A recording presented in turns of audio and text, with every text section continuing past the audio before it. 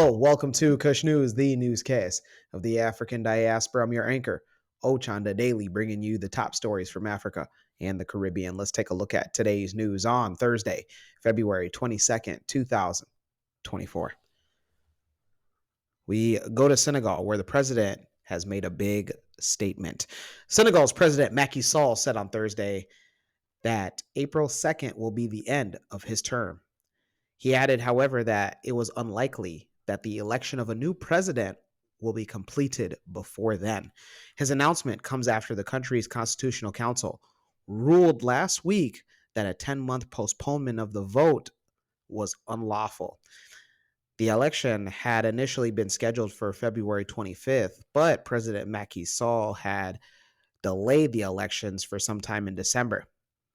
Protests and riots followed suit, and a vote by the Constitutional Council was done.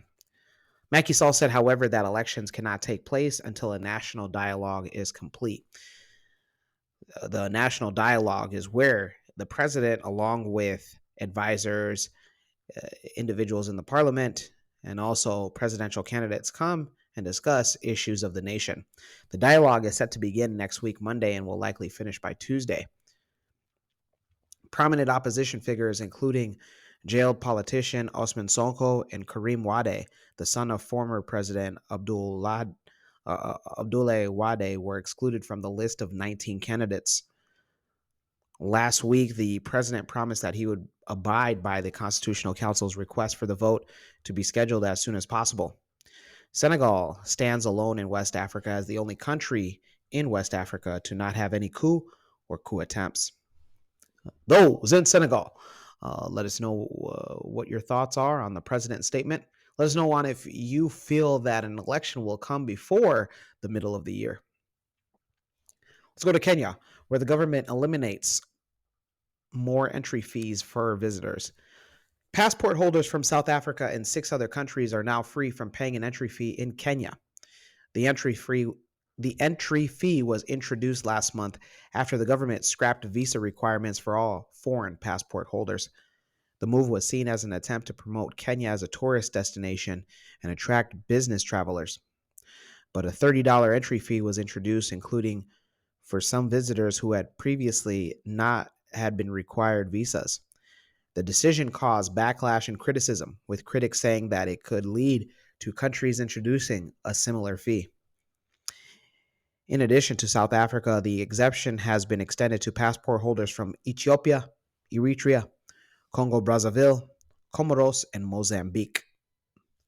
With the entry fee being eliminated, travelers from these countries will still need to get an electronic travel authorization known as an ETA to enter the country of Kenya.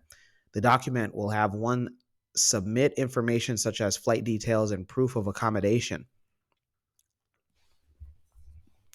Those in Kenya, let us know your thoughts on more, especially more than a few African countries now not being required visa or entry fees. Let's go to the Caribbean and end it there. We go to the Bahamas, where they look to embark on space exploration. The Bahamas Ministry of Tourism, Investments, and Aviation has announced the agreement with SpaceX, a space exploration company founded by Elon Musk. The agreement establishes a collaboration that would have the Bahamas as a global destination for witnessing rocket launches and rocket landings. This unique opportunity allows for tourists to witness space events from their cruise ships, resorts, or from the comfort of their hammock.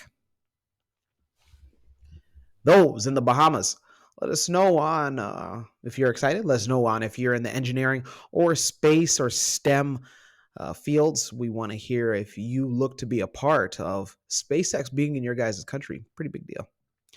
When we come back, we'll have today's African proverb of the day. Don't go anywhere.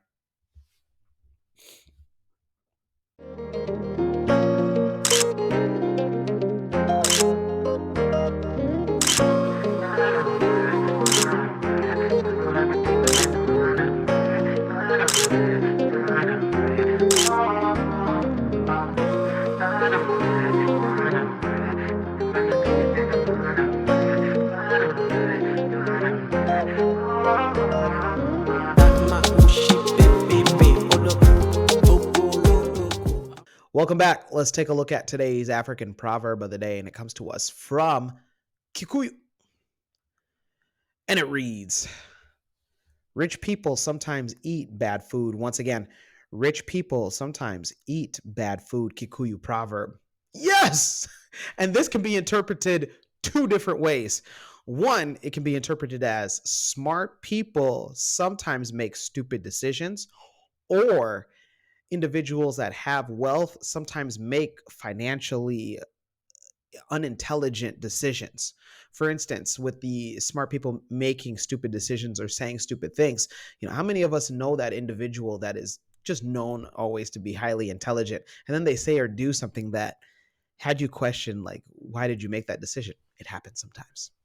How many individuals that we know that have enough wealth, or they've always been really good with money, and then they make that one financial decision that wasn't so smart. For instance, just to give an example, when NFTs were big during the global pandemic of COVID-19, uh, everybody that I knew was trying to get their hands on NFTs, just to find out 2 years later that some of these NFTs that were sold for $1 million ended up being sold at auctions for $200. He purchased this tweet for $3 million in March of last year. And now he's trying to sell it, and he was offered $280 for it. Now, $280 million is, or rather $2.9 million, almost $3 million. Maybe just a slightly overpriced, because I can have that tweet for free. Like I could take that tweet and screenshot it, and you got it for $3 million.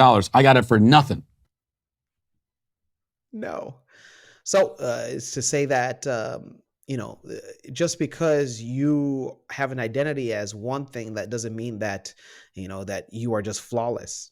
You can make mistakes. But what's good is that for you watching on the outside, you can learn from those mistakes. Those smart individuals that say stupid things, don't say that stupid thing. For those rich or wealthy individuals that make stupid financial decisions, don't make that stupid financial decision.